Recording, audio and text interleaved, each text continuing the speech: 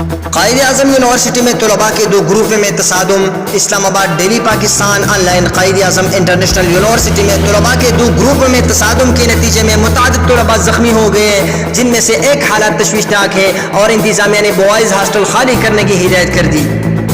Quaid Azam university اسلام آباد میں دو group Pakhtun council اور پنجاب اسٹوڈنٹ کونسل کے درمیان تصادم کے نتیجے میں متعدد طلباء زخمی ہوئے اور یہ تصادم یونیورسٹی کے ہاسٹل میں ہوا۔ زخمیوں کو بیمز ہسپتال منتقل کر دیا گیا، جہاں ایک طالب علم کی حالت تشویشناک بتائی جا رہی ہے۔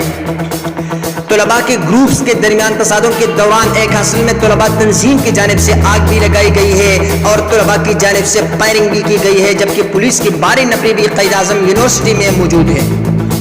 دوسری جانب یونیورسٹی انتظامیہ نے بوائز ہاسٹل خالی کروانے کا فیصلہ کر لیا ہے، تاہم انتظامیہ کا موقف ہے کہ ہاسٹل شنگھائی تعاونی تنظیم SCO سربراہی کانفرنس کے باعث